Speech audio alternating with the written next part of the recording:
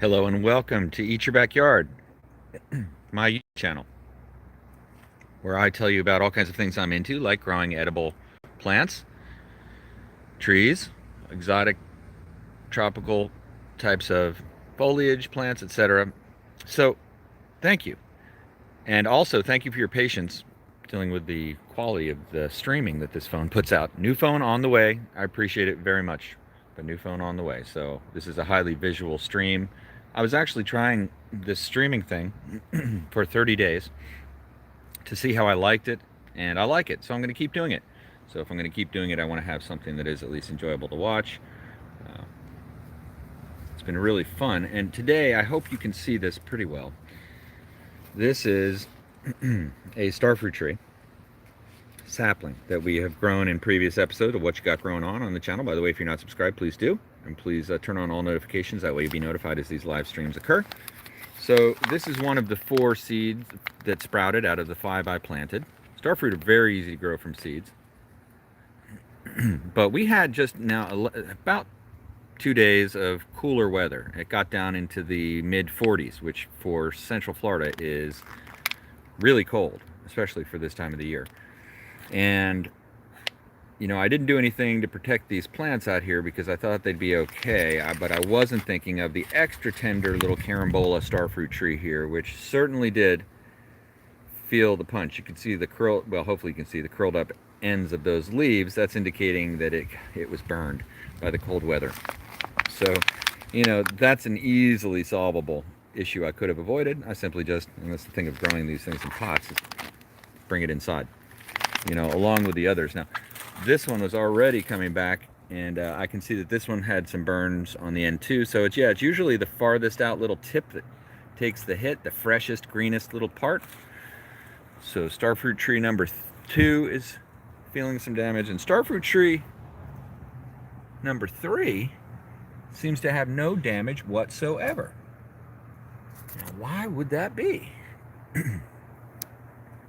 I'm thinking about it.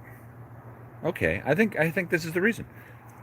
That this is tucked in and back, surrounded by these pots which retain heat, whereas these are right on the leading edge of where the wind hits, coming from the north. Actually, north wind comes straight in this way.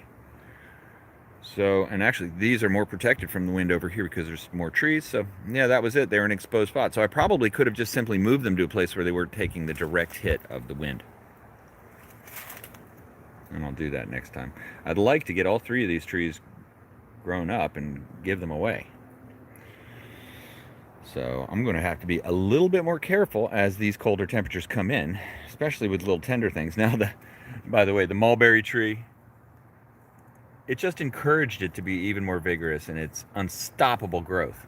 Probably went ahead and sprouted 4 more berries just to prove that it is one of the great masters of fruit trees. All 3 of those sprouts, all 3 of those cuttings sprouted. Really pretty cool. The only mulberry that I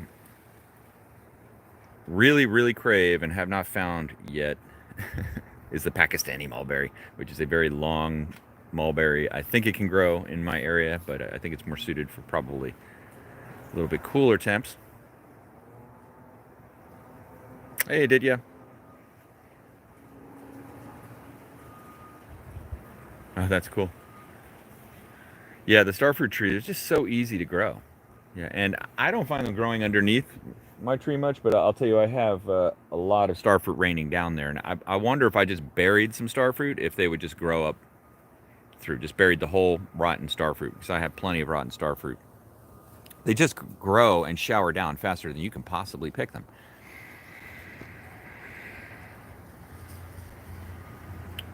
Yeah, so I did a live stream last night about guava. That's another area that I'm going to be incorporating in, how to grow guava, best types of guava to grow. A lot of choices there, very hardy plant. I've failed at it several times because of the saltiness of my irrigation, so really it's about finding that right variety. They sprout in 4 days, you said. Wow. Yeah, that's about what these took to sprout, 3 or 4 days. Yep. Now I'll give you an update on the what you got growing on while I'm here. You know, this is an ongoing experiment where I'm just planting lots of seeds and seeing what makes it and seeing what really doesn't, and learning, updating my techniques. Now this is Buddha belly bamboo, and it started to sprout and was doing well, and then the parts of the top of it that were doing well kind of died off. And I think these cuttings are really ultimately too small, but it may still be growing down in here, so I'm going to wait for a shoot to come up. But that one may be repurposed for another plant. I did plant some starfruit cuttings in a pot to see how they would do growing from a pot, and I always give myself at least 4 chances to win here, so I've got 4 different cuttings in here, and they all look like they have failed. These look dead. So I think growing starfruit from a cutting, and you know, when I say growing from a cutting, I just simply cut it and put it in that pot. I didn't put any root hormone, so I could try that next, the root hormone. In terms of what else, the other thing that I wanted to give you an update on is my attempt to grow chocolate pudding trees from cuttings. And this time, because I just thought there was almost no chance of it happening, I put in 6 cuttings, as you can see there, and it looks like all 6 are dead. So again, no root hormone, no help at all, but that tells me something about the cuttings and how hard it is to grow a chocolate pudding tree from a cutting. I do believe it is possible, but it's probably not that easy if you don't have root hormone. Yeah, so that's pretty cool. My microgreens are turboing. Things I planted over the weekend in the live streams are, some of them are starting to go. We got some little poppers here. So exciting stuff. I may do another live stream this evening. Probably be around 9 or so Eastern time. So if you are interested, hey, Slightly Stacy, welcome.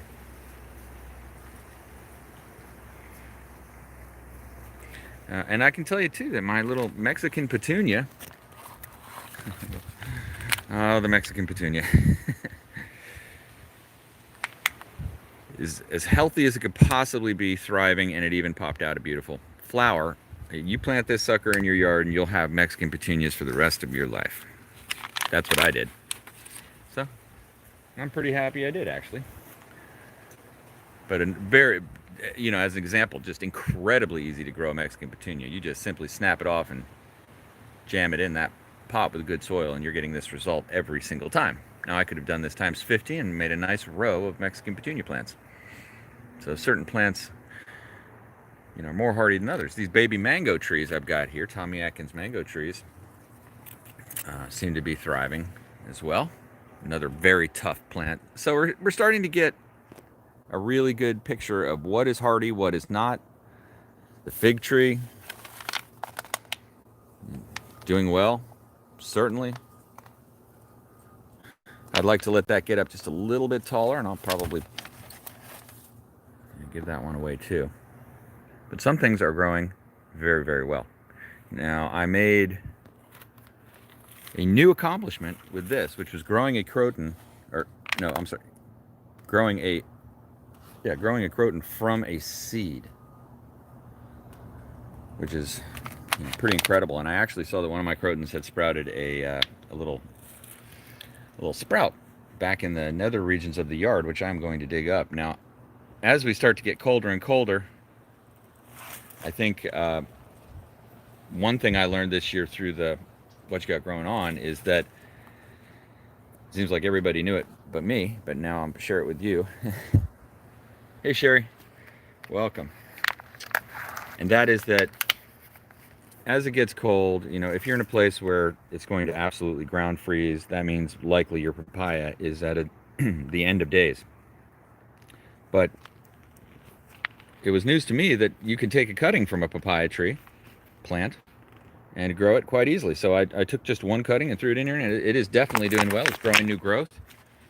That's wonderful news, because if you are like me and you've got, you know, papayas just showering down that are 30 feet tall, I wouldn't mind having some that are not 30 feet tall. And I'm also looking into getting into some papayas that give fruit a little lower. Yeah, I don't know. I need like a fire truck to get to the papaya. They get so high. I've got the super altitude papaya plant, but I've seen others over at this fruit forest I've been frequenting here lately that are just producing like crazy at lower levels. So I'm going to try to get some of those seeds.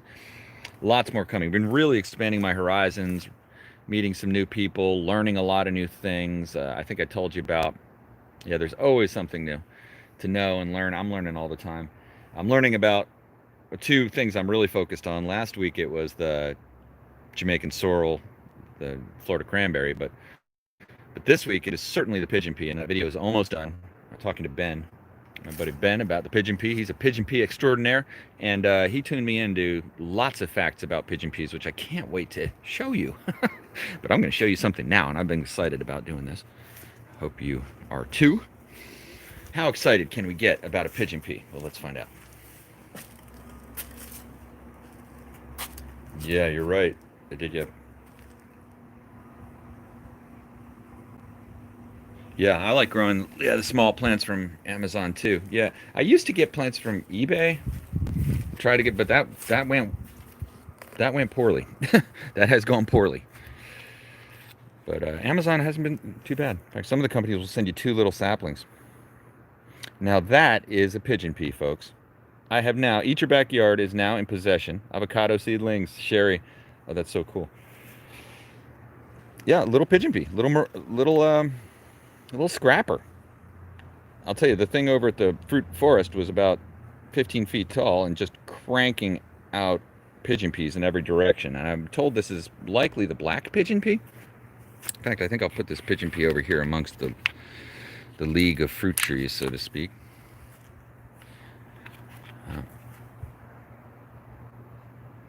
Yeah, cold in England today, huh, Sherry? Wow. Just the idea of England to me is really pretty cool. Grew up, you know, reading about the history of England so much, and it's pretty interesting to me. Just the idea alone. So it's cool to find out about it in real time here. Yeah, so the pigeon pea is now part of the collection, and there are two types of pigeon peas, I'm told, maybe more. Another area is Moringa, but I'm going to just pump the brakes on learning too many things too fast.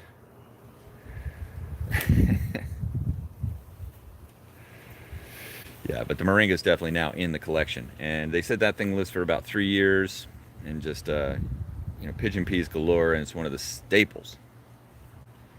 One of the staples.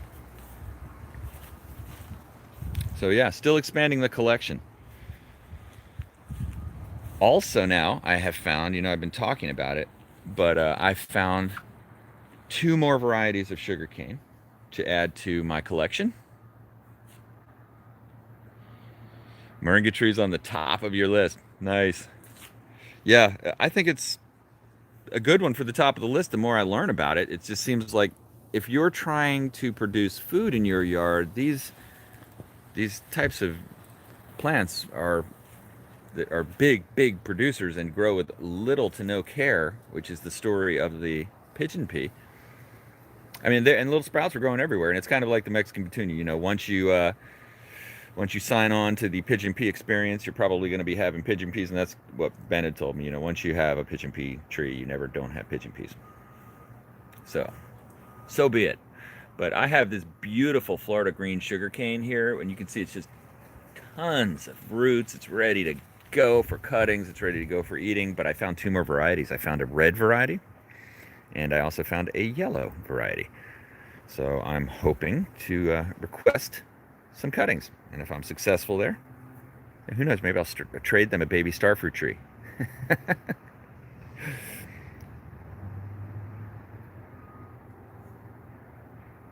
Oh, wow. Yeah, Tampa is a whole area of beautiful plants and just fascination that I would like to explore more. Big Buccaneers fan, so we go over there for games. Well, we used to go over there for games. I love Tampa Bay. Oh, wow.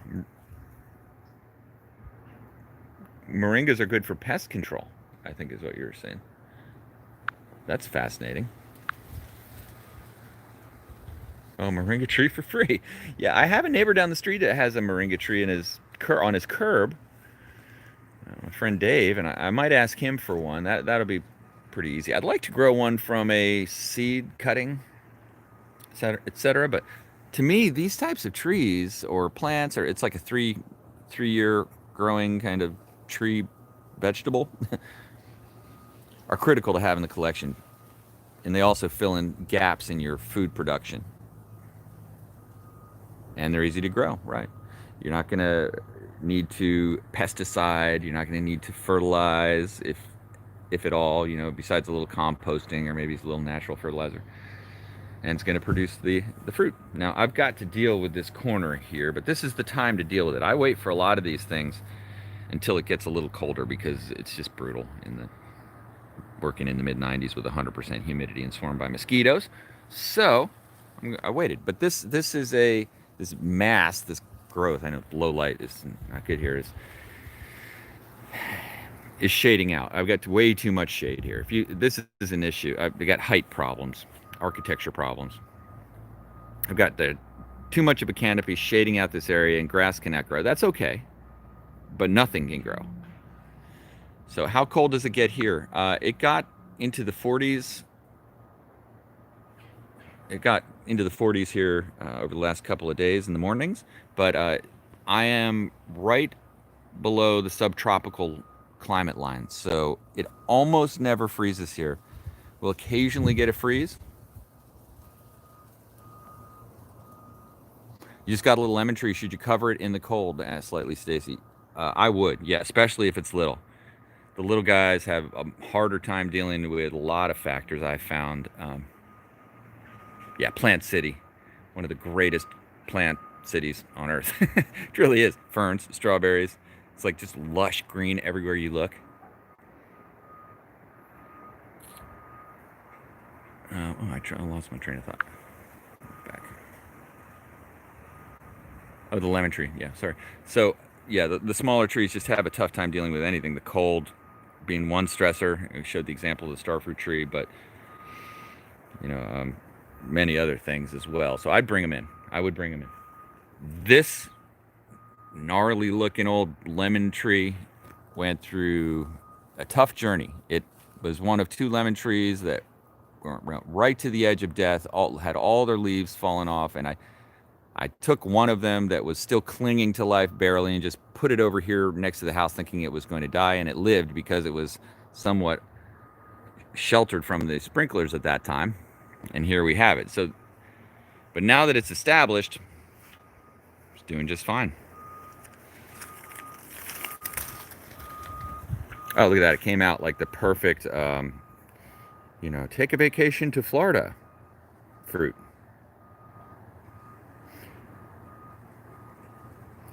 Yeah, I was thinking, when I was a kid, my grandfather, I grew up right next to my grandfather's house, actually, and he had a very large farm, and where I learned and got into all this kind of stuff of growing things and got my fascination for it. But he did a trick to me one time where I loved peppers. He said, "Oh yeah, hey, try this pepper, try this one." Came over, tried it. Well, it was a hot pepper. Yeah, that was pretty funny. But that would be something like if you expected this to be a sweet orange. It almost looks like an orange, but it was a lemon. Which brings me to another fruit I'd like to have in my yard over the next year, which is the miracle fruit. The miracle fruit is another cool type of fruit tree bush, really. It's actually fairly hardy. And if you eat it prior to eating something sour like a lemon, it tastes sweet. It's like magic, but it actually works. I've done it. And I have friends who have them. So miracle fruit, that's another one. Jaboticaba, I think, is the name of another one, which looks like it kind of grows grapes on the trunk of the tree type of plant. It's actually pretty hardy around here. You can get one of those. So, yeah, and that's why I can't have this, which is actually, this Suriname cherry is not producing fruit. It's just flowering. I think it's probably a male, if that's such a thing. But it's just whatever the case is, it's not fruiting. So got to deal with that. It makes a good windbreak, but oh, really, Sam? You have a baby miracle fruit? Mmm. I'm intrigued. Yeah, we're gonna expand the collection. 10 of them. Wow. So they're easy to grow. Oh, well, easy or not. But did you grow them from seeds or cuttings? Very curious. The lemon eating contest at school. That's the one. If you're doing the lemon eating contest at school and you have a couple of those miracle fruits in your pocket, yeah, nobody can figure out how it's possible. Like most forms of magic. I'll tell you just to to get on a divergent tangent. I think I'm going to go do some streams next time it gets cold, or getting in that ocean when it's super cold. I like to do that, ice baths and get in the ocean when it's cold and kind of expose myself to the cold, but not to the point of shivering, but just to the point of, as a stressor. I think it's a healthy thing to do as long as you don't shiver or get dumb. But yeah, I missed that on this last little cold snap, and I'm bumming, but I'm definitely going to do that in the future. And it'll be easier to do once I have that other phone too. I could kind of bring you along with me on the journey. To me, it's one of the most fun things I know to do, which is to go down and get in the ocean when it's really, really cold first thing in the morning. It makes you feel very alive. It gives you a whole new perspective. And the other thing is, of course, the ice baths, which if you've ever been in an ice bath, no words are needed to explain that experience. Yeah, the North Sea. That's right. Well, that's where, the person that kind of tuned me into this stuff, Wim Hof, is, I believe his country is right up in that area. He's up in the Denmark or somewhere like that.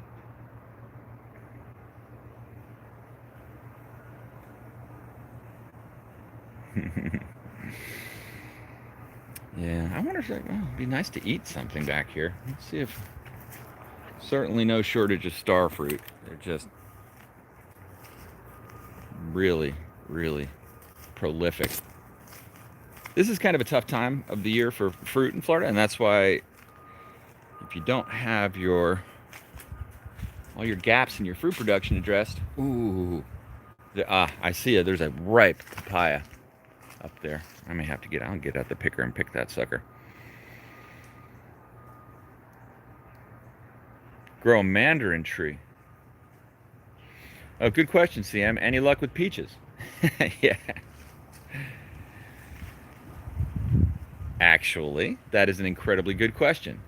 I have had luck with nectarines, which is to me like the fuzzless peach.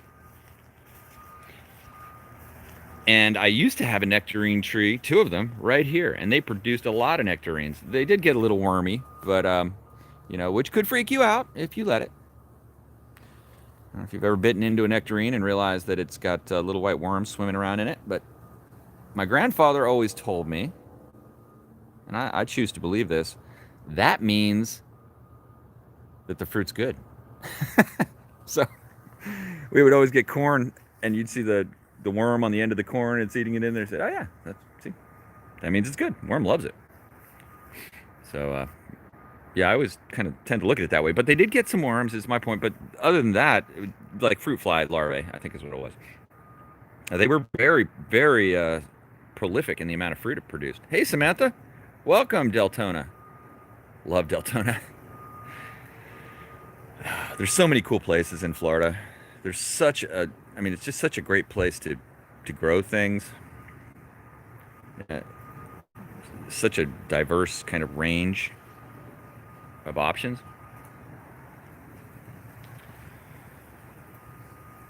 Yeah, so I grew that tree here, and it didn't live that long. I think I had it for about 8 or 9 years. They didn't like the salt spray, the saltiness of the yard that much, but they survived through it, and they, of course, dropped their leaves in the winter, so that was kind of cool, actually. I liked having a little bit more deciduous trees in the yard just because in the wintertime when you like to have more sun, you don't have the leaves. You know, these evergreens, like the Suriname cherry, is never going to lose its leaves. All of this that you see is it's always like this. So they don't drop their leaves. They drop some leaves, but they never don't shade it out. And that's why it's good to manage the light, and that's why I need to trim it back here as well. Yeah. So okay, I think I'm going to jump to the next step. Really appreciate everybody jumping onto the stream. As usual, super fun. Learned a ton of cool things, and I really enjoyed it, which is why I'm going to continue to do this streaming. I committed to a challenge about 28 days ago to do 30 days of continuous streaming to see how I liked it. So I tried a bunch of things, different things. Now I'm all set up with a podcasting kind of office set up, and it's very easy for me to do that. And I've learned everything I think I need to know to be able to deliver a more high quality stream. Since this is highly visual, what we're doing in these streams, I think it's good that I have something that's visual, like it's always the thing I can't decide between an iPhone and an Android. Ay, ay, ay. Yeah, anyway. Yeah, have a great day, everybody. I really appreciate you. Hope you have increasing prosperity beyond what you could possibly dream. I'm transmitting out love to all of you. Have a great day. Thanks for watching. Eat your backyard.